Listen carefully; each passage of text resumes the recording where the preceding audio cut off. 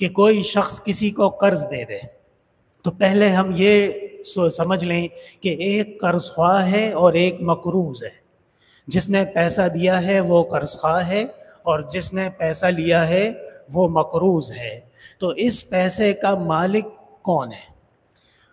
علماء نے فیصلہ کیا ہے کہ اس پیسے کا مالک قرض خواہ ہے، جس نے پیسہ کسی کو بطور قرض کے دیا ہے۔ تو مقروض کے اوپر زکوٰۃ نہیں ہے، اس لیے کہ وہ اس پیسے کا مالک ہی نہیں ہے، اس نے یہ پیسہ کسی اور سے لیا ہے اور کچھ عرصے بعد واپس کرنا ہے۔ البتہ جو مالک ہے قرض خواہ، اس نے زکوٰۃ کس طریقے سے دینی ہے؟ علماء نے کہا ہے کہ قرض کی دو قسمیں ہیں، ایک کہلاتا ہے قرض قوی، ایک کہلاتا ہے قرض ضعیف۔ قوی مضبوط کو کہتے ہیں اور ضعیف کمزور کو کہتے ہیں۔ قرض قوی اس قرض کو کہتے ہیں جس کی واپسی یقینی ہو، جس کے ایگریمنٹ موجود ہو، جس کے اوپر گواہان موجود ہوں اور آپ کو پتہ ہو کہ فلاں تاریخ فلاں دن یہ صاحب مجھے پیسے واپس کر دیں گے۔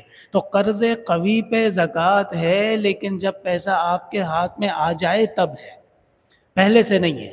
یہ نہیں ہو سکتا، ہاں اگر آپ اپنے طور پہ دینا چاہتے ہیں تو ضرور دے دیں اور وہ مقبول ہوگی، قبول ہوگی، لیکن اگر قرض قوی کا پیسہ آپ کے پاس 3 سال کے بعد آنا ہے تو انتظار کیجئے۔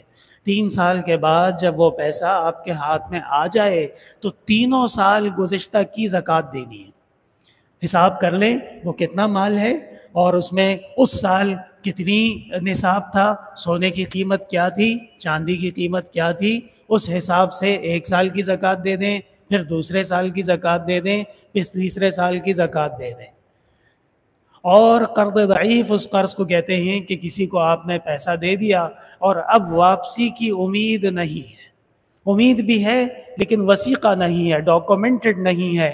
علماء نے کہا ہے ایسے قرض کے اوپر جب آپ کے ہاتھ میں نہیں تھا تب بھی زکوٰۃ نہیں ہے، اور جب واپس آپ کو مل جائے تو بھی زکوٰۃ نہیں ہے۔